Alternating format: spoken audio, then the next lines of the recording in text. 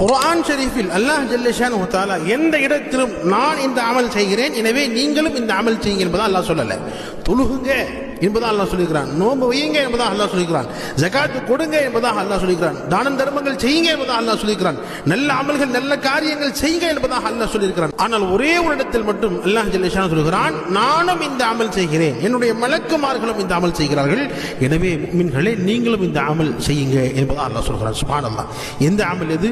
அல்லாஹ் குர்ஆன் சொல்கிறான், இன்னல்லாஹ வ மலாயிகதஹு யுஸல்லூன அலன் நபி, நிச்சயமாக அல்லாஹ்வும் அவருடைய மலக்குமார்களும் நபிகள் ஸல்லல்லாஹு அலைஹி வஸல்லம் அவர்கள் மீது ஸலவாத் சொல்கிறார்கள்.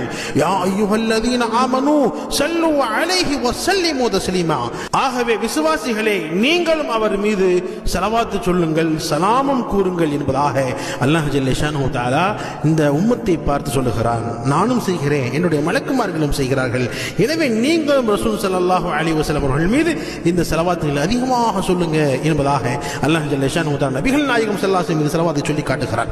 எனவே நாமும் ரசூல் ஸல்லல்லாஹு அலைஹி வஸல்லம் அவர்கள் மீது அதிகமாக ஸலவாத் சொல்லக்கூடிய முழுமையாக முயற்சி செய்ய வேண்டும். ஹதீஸ்ல பதிவாக இருக்கிறது, யார் ஒருவரை ரசூல் ஸல்லல்லாஹு அலைஹி வஸல்லம் அவர்கள் மீது ஸலவாத் சொல்லி விடுவார்களோ அல்லாஹ் ஜல்ல ஷானஹு வ தஆலா அந்த மனிதர் மீது 10 ரஹ்மத்துகளை இறக்குகிறான், 10 நன்மை எழுதுகிறான், 10 பாவத்தை அழித்து விடுகிறான், அந்தஸ்துகளை உயர்த்துகிறான் என்பதாக நபிகள் நாயகம் ஸல்லல்லாஹு அலைஹி வஸல்லம் சொல்லியிருக்கிறார்கள். எனவே ரசூல் ஸல்லல்லாஹு அலைஹி வஸல்லம் அதிகமாக ஸலவாத்துகள் சொல்லக்கூடிய முயற்சிகள் செய்ய வேண்டும்.